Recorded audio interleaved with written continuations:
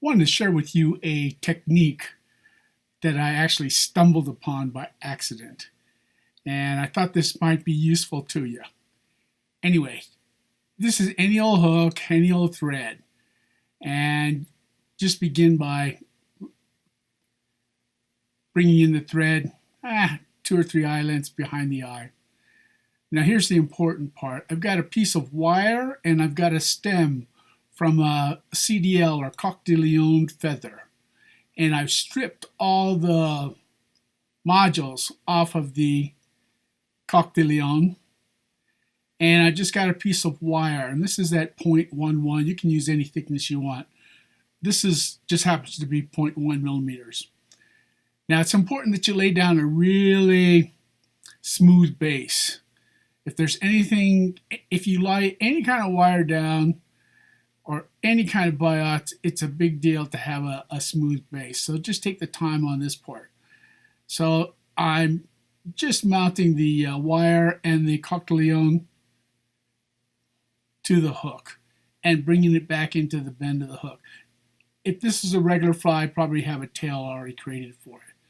Now I'm unspinning my thread so I get it as flat as I possibly can and just bringing it up to the front. Once again, I'm being a little particular in terms of laying down a really flat, smooth base.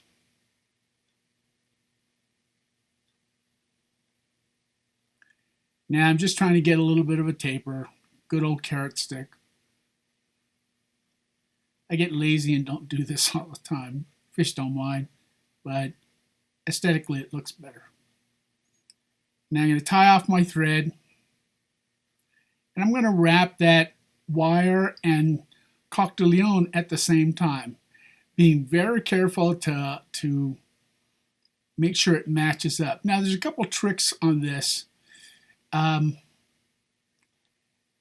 You need to keep a lot of tension. You got to keep that length as short as you possibly can. It'll help you with headaches down the road. You want to make sure that one wrap butts right up against the next, and you'll see why it's so important in a moment.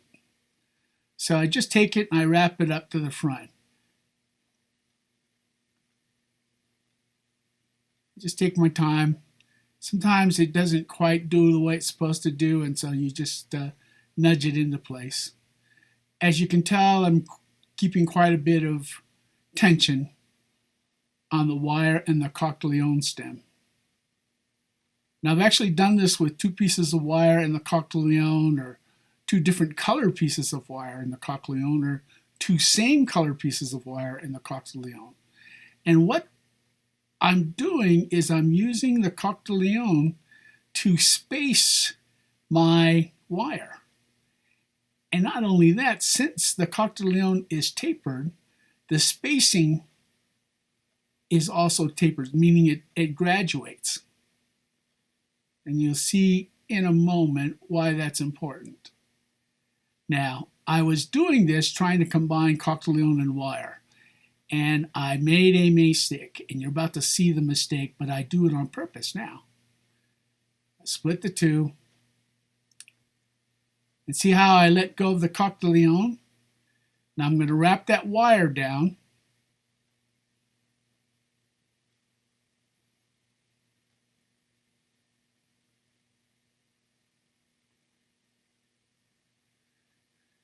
and as I pull that coq de leon fiber off of there, that stem off of there, you can see that it leaves a segment, a wire-ribbed body that's gradated, and it's almost perfectly spaced. Now, every once in a while I screw things up, and I'm not as precise as I should be. And at this point, as soon as you take this off, you could color the thread. What I do is I color the thread, or I use a different color of thread, and then coat it with UV resin. Now you can see a couple spots in there where I wasn't as vigilant, let's put it. And it looks a little funky, but that can be easily fixed. Now I'll take my blade of an X-Acto blade and push that one. You can see right in about the middle. There's just needs to be pushed over just a tiny bit.